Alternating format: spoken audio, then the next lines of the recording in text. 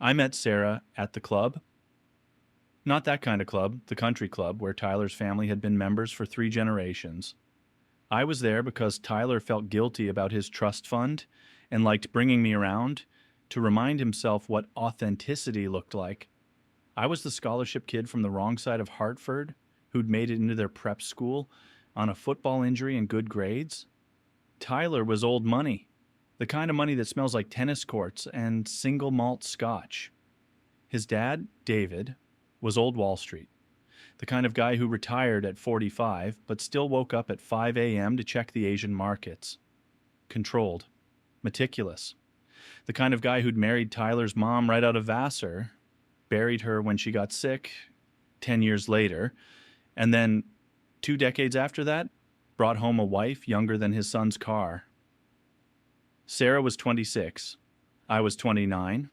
David was 56. She wasn't what I expected. Not the trophy wife type, not really. She had a master's in art history from Brown, laughed with her whole body, and wore these understated cashmere sweaters that made her look like she belonged in a library, not a McMansion in Greenwich.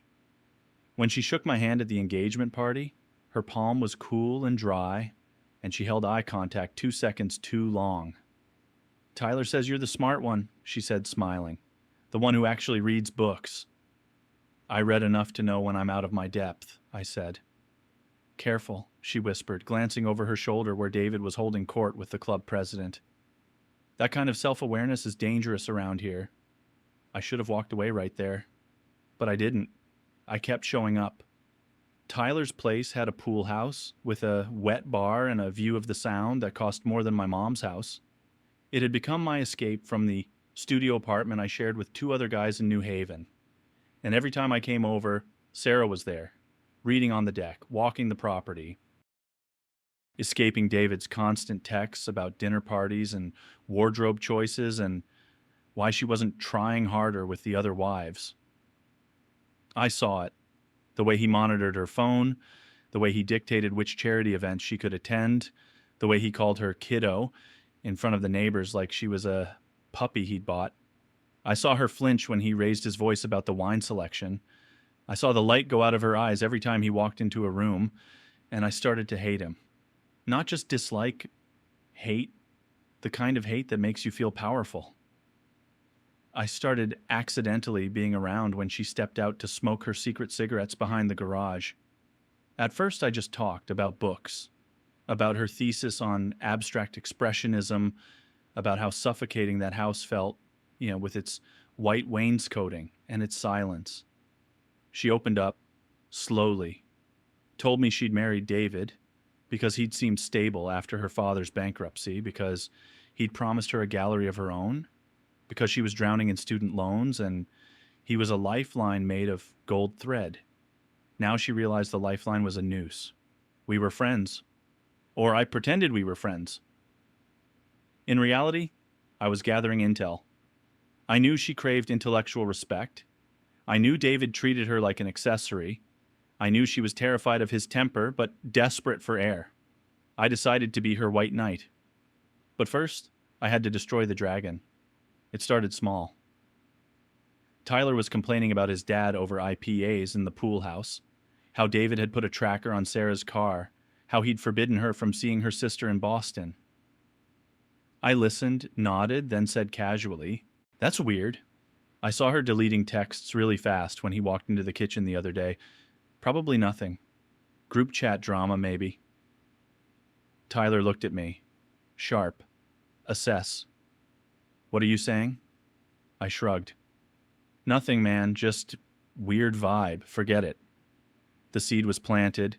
David was paranoid by nature. 20 years on the trading floor will do that to you. He built his fortune on information, on knowing things other people didn't. The idea that his wife had secrets made him itch. I started planting breadcrumbs. I made a fake Instagram account, a girl from her grad school. Pretty. Believable. I slid into David's DMs with hints. That Sarah had been wild at Brown, that she'd had a thing with a professor, that she'd married for security, not love. Then I started leaving evidence, printed screenshots of fake conversations, Nothing that could be traced back to a real phone, just words on paper, folded inside her copy of the bell jar on the nightstand, where David would find them. Anonymous notes slipped into his golf bag about meetings in the city. He became obsessed. He froze their joint accounts. He made her quit her part-time job at the gallery.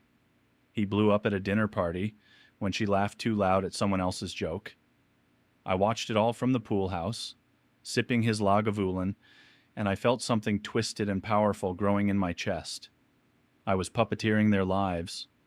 I was God in their gilded cage. Sarah started fading. Dark circles. She stopped wearing the cashmere. And every time I happened to help her carry groceries in or fix the Wi-Fi, she looked at me with this desperate gratitude that I mistook for something deeper. The summer was a pressure cooker. David was drinking more. Scotch at lunch, bourbon by midnight. He never touched her, not with his hands.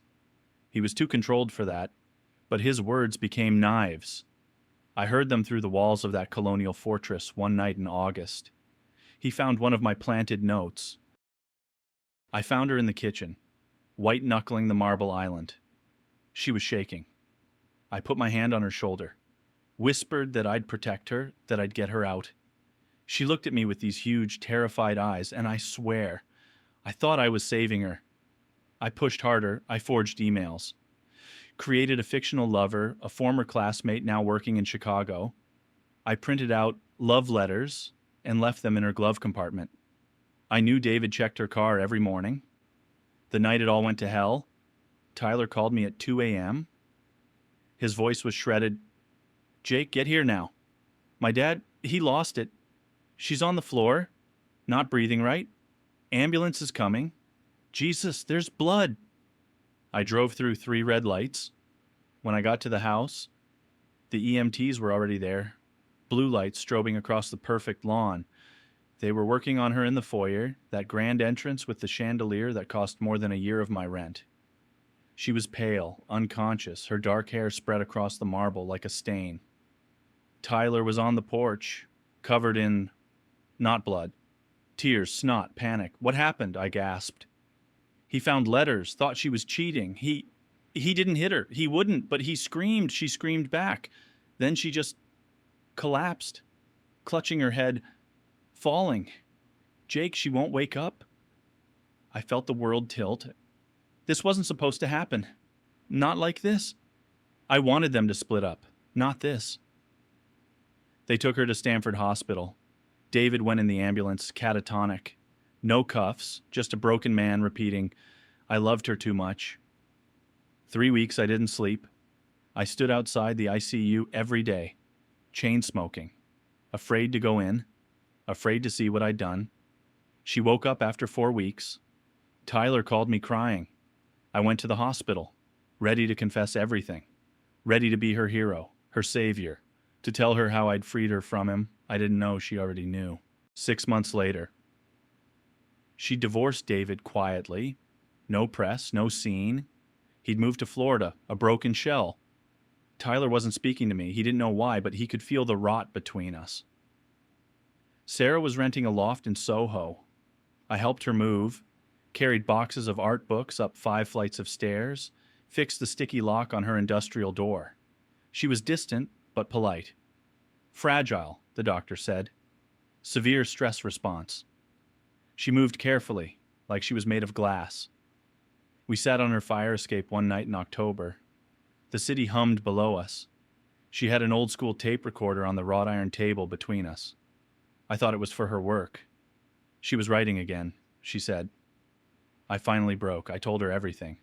The fake accounts. The planted notes. The manipulation. How I destroyed her marriage because I thought I was saving her.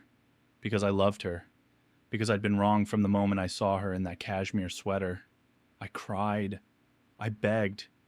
I got on my knees on that concrete fire escape and offered her everything, my life, my devotion, my guilt.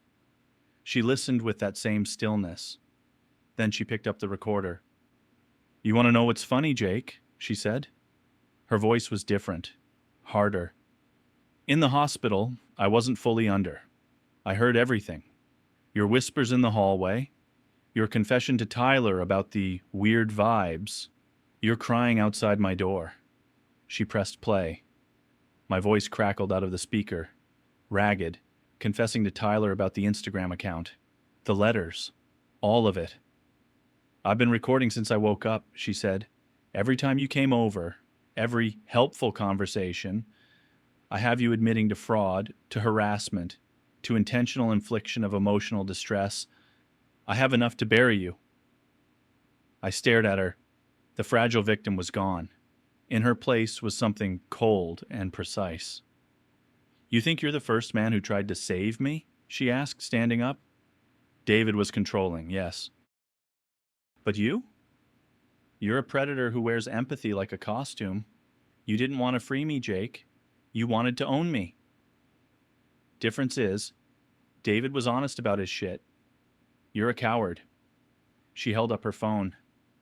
This is going to Tyler, and then to the police, unless you disappear, change your number, leave Connecticut, forget I exist.